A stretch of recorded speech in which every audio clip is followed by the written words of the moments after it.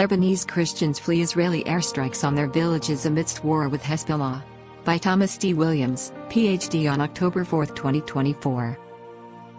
Hundreds of Lebanese Christians in southern Lebanon have had to flee their homes following Israeli airstrikes and evacuation orders that have left some seeking shelter in a nearby monastery, as the war between Israel and Hezbollah escalates. Lebanon is home to the second largest Christian population in the Middle East.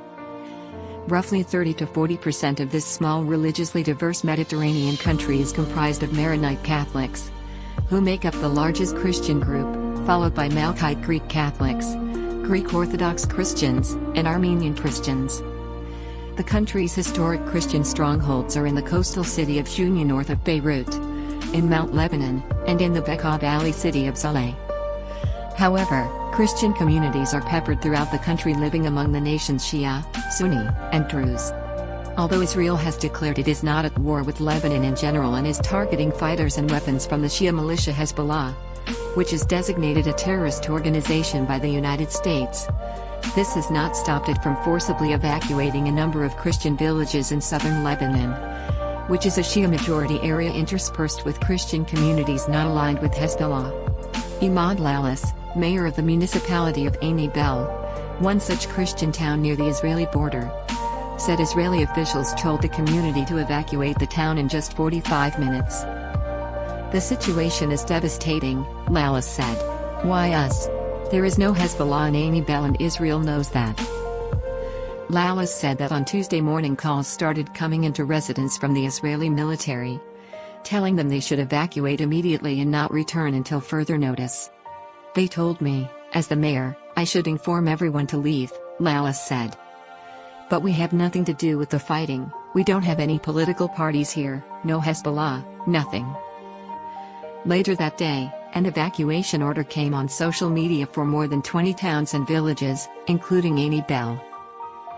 Along with many others, Lalis is taking shelter at Our Lady of Annunciation Monastery and School, a Maronite Christian institution in the border town of Armenian, less than 2 miles from Israel. Many are hoping to move on from there to Beirut for safety reasons. 70 villagers have reportedly received shelter in the monastery and school, and local residents have also opened up their homes to 30 more fleeing the violence. Many others have already fled north to Beirut and beyond. Sister Maya Elbiano, a Catholic nun of the Sacred Hearts of Jesus and Mary who decided to stay at the St. Joseph Convent in Ain Bel to be near the local Christian community, said that some 9,000 Christians in 3 of the villages close to the Israeli border in southern Lebanon are in constant danger because of the attacks. Everyone talks about the people who have fled, but no one talks about the many Christians who have chosen to stay because they fear losing their home and their land forever, Sister Maya said. Although many left the region at the beginning of the Gaza war, many families have returned home because life in Beirut is very expensive and because they could not bear to be separated from their parents, who were left alone in the south, she added. St. Joseph's Convent runs the only Catholic school in the area and educates children from 32 surrounding villages, but classes have been suspended due to the ongoing violence. They saw how Israel attacked 2 schools in Gaza. The children were not safe here, said Sister Maya, who is also principal of the St. Joseph School. The situation is simply terrible. People are still carrying trauma from the war in 2006, and there is a big fear that bridges and roads will be bombed again, especially now that a ground invasion is being spoken about, she said.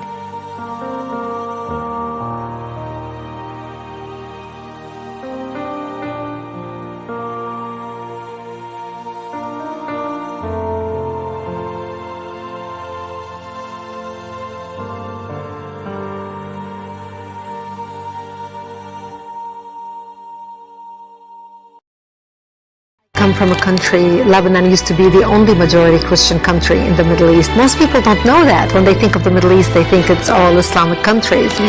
But Lebanon is the only majority Christian country in the Middle East. We were open-minded, we were fair. We prided ourselves on our multiculturalism. We welcomed everyone to our country, especially from the surrounding Arabic countries, because we wanted to share with them the westernization which we had created in the heart of the Middle East. Muslims used to send their children to come study in our universities because we had built the best universities in the Middle East. They graduated and worked in our economy because we had built the best economy in the Middle East, even though we did not have any oil. Lebanon was known as Paris of the Middle East, the banking capital of the Middle East.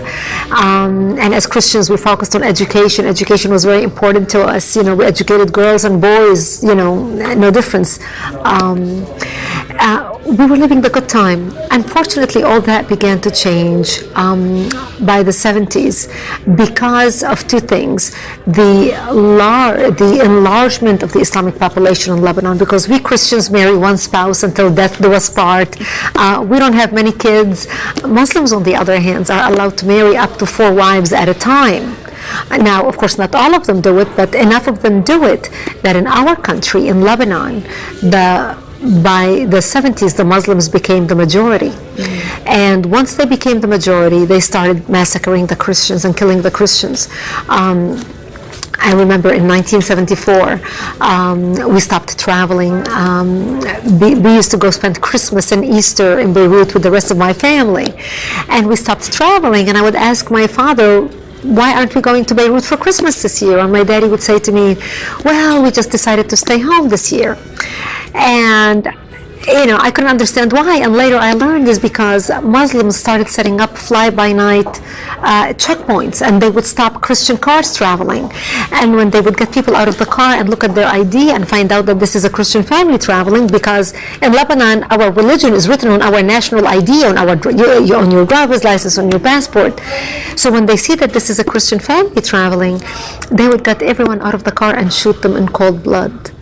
So we became prisoners to our homes and our cities and our communities.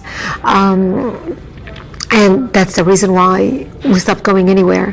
By 1975, that's when the war broke out, the civil war. And the war broke out because Muslims walked into a church on a Sunday morning and began shooting at Christian worshipers, and injured hundreds and killed 4 people. And that's what started out the all-out war. And it was a very difficult time for the Christians, because as the Muslims organized and now supported by the oil money flowing out of Saudi Arabia and all the Muslim countries, they wanted to basically use Lebanon as a base from which to fight Israel, kill the Jews and drive them into the sea, using Lebanese democracy and Lebanese open-mindedness and tolerance to do exactly that. And that's really when my world turned upside down, and it changed. Lebanon was so multi-faith and multicultural. So we had Druze, Muslims, Christians, Protestant. The majority were Christians. We were over almost 70% Christians when we got our independence in the 40s.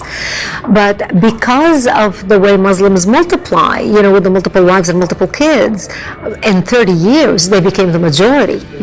And when we got our independence from France in Lebanon, because we are, you know, Judeo-Christians, you know, come from Judeo-Christian culture, we're very fair. So we made sure we divided the government to make sure that Muslims have representation. So the president of the country was Christian, the prime minister was a Muslim, the prime minister, you know, the secretary of state. We had different assignments for different religions, but the Muslims became the majority. And once they became the majority, they were no longer tolerant of the people who took them in and accepted them and included them in the country. They felt they were not a part of the country. They felt they were a part of the Islamic Ummah, or the Islamic nation. So when they turned against their brethren Christians who lived in the same country, and Jews, but specifically the Christians, they began massacring us in large numbers, because they thought we are in power now, and therefore we set the rules on how things should be. And that's really what drove the country into war. We had the problem controlled when it was only the Christians in Lebanon and the Muslims in Lebanon, but what aggravated the situation was the influx of the Palestinians out of Jordan, who came to Lebanon, and Lebanon was the only country who took them in. because we were the only country that accepted the third wave of Palestinian refugees, while the Muslim countries did not want them. And that's what really changed the situation. That's what tipped the scale.